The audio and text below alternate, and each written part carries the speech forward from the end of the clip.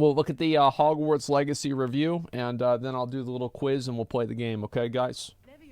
Levioso. A levitation charm? Levioso! Like many, I've been waiting for a truly excellent Harry Potter game since I was in the 3rd grade. There have been some decent attempts, but none that come close to truly fulfilling the I mean, that one... I mean, that's, you know... Man. Not too good. Fantasy of receiving your own Hogwarts admission letter. With Hogwarts Legacy, I'm happy to say that magic has finally been captured. Okay. Its open-world map absolutely nails the vibe of Hogwarts School of Witchcraft and Wizardry. It has spellcasting combat that's stupefyingly good, the characters that inhabit it are charming and unforgettable, and it is positively brimming with countless diversions to soak up dozens of hours of your time. So it's It lit. may not be the most impressive technical achievement, and it is certainly cursed with a lack of enemy variety, but none of Hogwarts Legacy's issues can cast a descendo charm on this triumphant visit to the wizarding world. Okay. Let's see the review then. Here we go. Right in line with most Harry Potter tales before it, Legacy's plot has more holes than a fishnet stocking, and sorta just expects you to accept that its magical world makes no sense.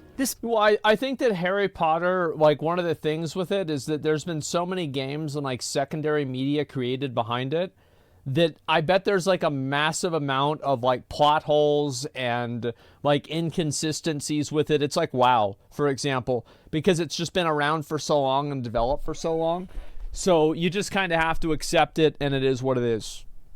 Mystical action-adventure RPG begins with you transferring to Hogwarts as a 5th year for unexplained reasons, to do everything from attending classes to fighting giant spiders. The fantastic character creator has plenty of options for you to craft your ideal witch or wizard, and as soon as you do, they'll immediately become entangled in a conflict between the wizarding world and an evil goblin. On top of that, because being in a secret society of wizards is apparently not exciting enough, you soon discover that you've got some freaky supercharged magical abilities that allow you to do extra cool stuff that also isn't really explained. Badass. Holy if you're shit. like me, you'll roll your eyes while 100 years worth of dead characters lecture you from paintings about the important history and how you have to save the world or whatever.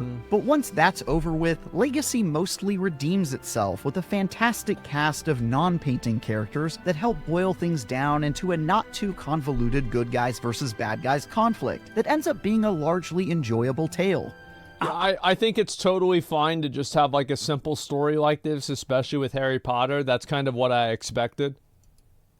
I am afraid it is too late to study now. You'll spend most of your time with the classmates who befriend you on campus, accompany you on certain quests, and help you hone your abilities as a magic user. Most are memorable and instantly endearing, like Sebastian, the cocky and morally pliable Slytherin, Good for getting places you're not supposed to be. or Notsai, the clever and unflappable Gryffindor. I had it all under control.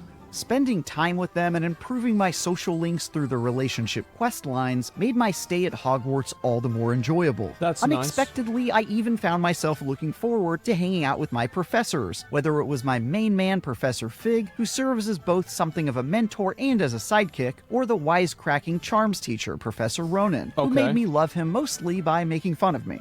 By the looks of it, you all spent your holidays practicing Obliviate on one another. Each of these characters feels like an indispensable piece of the school, and you could find them wandering the halls doing their thing and choose to spend time with your favorites. I think it's the character a huge models and look pretty important good. part of the Hogwarts fantasy that Legacy knocks out of the park. Even better, though, is the world itself, which is packed that a with clown? nearly everything I wanted in a Potter game and more. What the fuck? You'll find yourself wandering Hogwarts' stone-cobbled halls and secret passageways, flying around the Forbidden Forest on a broomstick, and exploring dark caves lit only by the glow of your Lumos spell. The developers at Avalanche have so brilliantly captured the look and feel of the wizarding that's world so that I badass. was amazed at just being there, no matter what trivial errand I was wrapped up in. That immersion could occasionally be broken by Legacy's dicey performance during my time playing on PlayStation 5, though. That includes frame rate PlayStation inconsistency, weird lighting issues, aggressive pop-in while moving around quickly, and more. There's even this weird thing where every door in Hogwarts has a brief loading screen. It's understandable since That kinda there's so makes much sense. packed into this beast of an adventure, but the PS5's promises of the death of loading screens haven't quite been lived up to here. No, I don't think so. Precision. As someone who So finds guys, I gotta use the bathroom. I just ate a really big hot dog before I started the stream, so I'll be back in like 2 minutes, okay? Okay, let's do it. the wand-whipping fights in the movies fairly dull, I was very concerned that Hogwarts Legacy's spell-slinging combat wouldn't be able to hold my attention across the roughly 32 hours it took me to beat the campaign. 32 hours, but okay. I can admit when I'm wrong. The combat is fantastic, challenging, and utterly captivating. There's a lot more to it than shooting balls of light out of a stick. Instead, the trick is in dodging and countering enemy attacks while pulling off.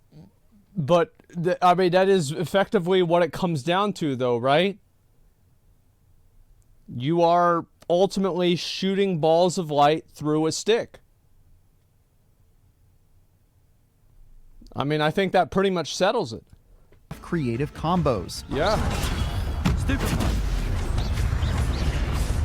For example, you can pull enemies toward you with Right. Accio, light them on fire with the close-range Incendio, then blow them away with the explosive Bombarda spell. Okay. Chaining together abilities to make your opponents look like complete Oh, fools damn. never stops being amusing. Especially as you unlock talent tree perks that enhance your skills with modifiers that make your elemental spells fork to nearby I enemies. still think this game, like what they should have had in the game, maybe they do this as DLC, is a gigantic fucking two-handed moonlight greatsword that's like a wand at the same time and it can shoot lightning. Like, that'd be fucking badass, right? Yeah. Uh-huh.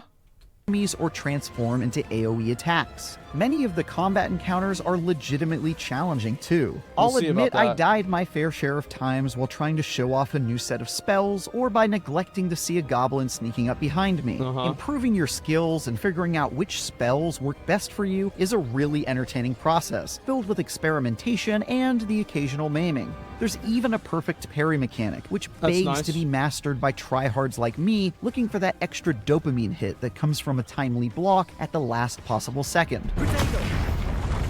You'll also be forced to change up your tactics regularly, since many enemies have color-coded shields that can only be broken by spells of a particular type. For example, enemies with a red shield won't be damaged until you hit them with a fire-based spell, Okay, which that means makes you'll need sense. to keep a few of those handy. While the combat system never stops being entertaining, the creatures you fight do run out of tricks up their sleeves. You'll see the same familiar faces a lot, as you spend an enormous amount of your time fighting dark wizards, This is one question that I have is like, it seems like most of the combat, bro, is like you throw them up in the air and you doing like this, right? Like, I don't mean to do it with this one, but we're gonna have to do it. You doing like this. Oh my God, I almost knocked something off. Shit!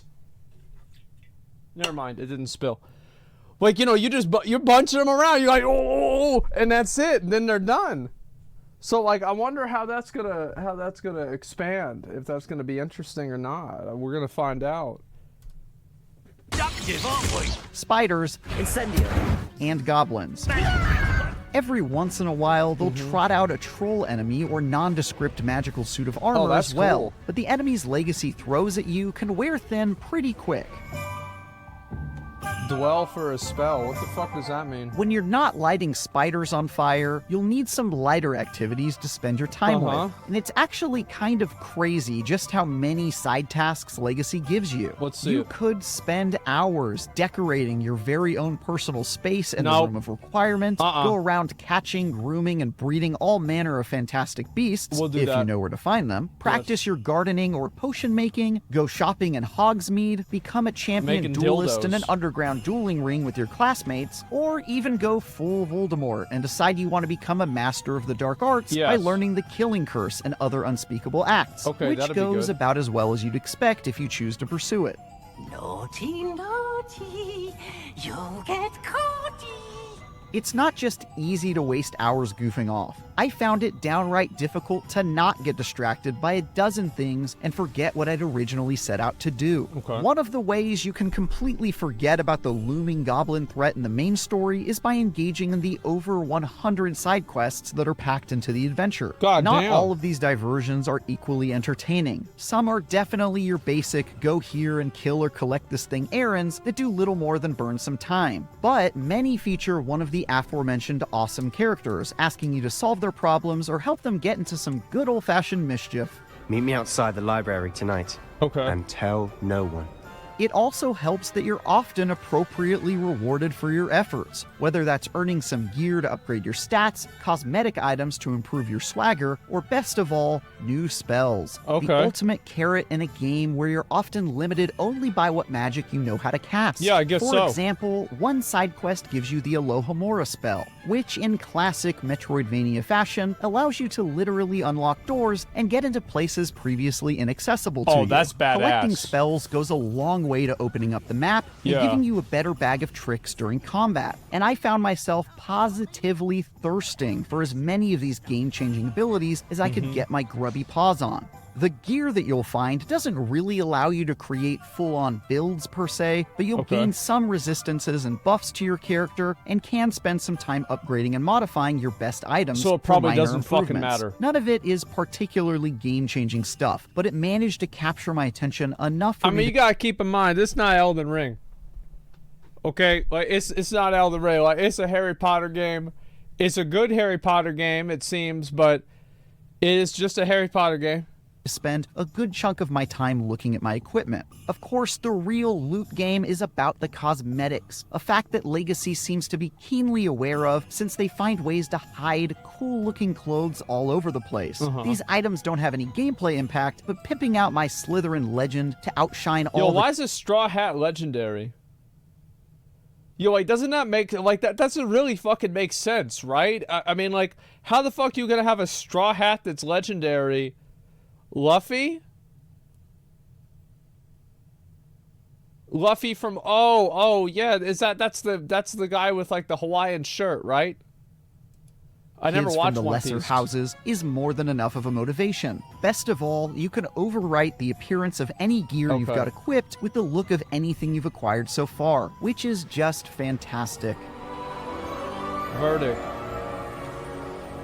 In nearly every way, Hogwarts Legacy is the Harry Potter RPG I've always wanted to play. Okay. Its open-world adventure captures all the excitement and wonder of the wizarding world with its memorable new characters, challenging and nuanced combat, and a wonderfully executed Hogwarts student fantasy that kept me I think that, well, actually, let me finish. glued to my controller for dozens of hours. It's certainly weighed down by technical issues, an unexciting but inoffensive main story, and slim enemy variety, but even those couldn't come close to breaking the enchanting spell it cast on me. Okay. For more, check out our reviews of Hi-Fi Rush and SpongeBob SquarePants The Cosmic Shake. And for everything else, stick with IGN. Okay, I will stick with IGN, guys. Let me link you guys a video, alright? There you go. SpongeBob SquarePants. Yeah, it's nice. 9, really? I think the game, like, what my assumption... Actually, I don't want to tell you guys what I think I'll rate it. But I think what will make it an 11 is online servers that function the same way as GTA RP. That will make this game lit.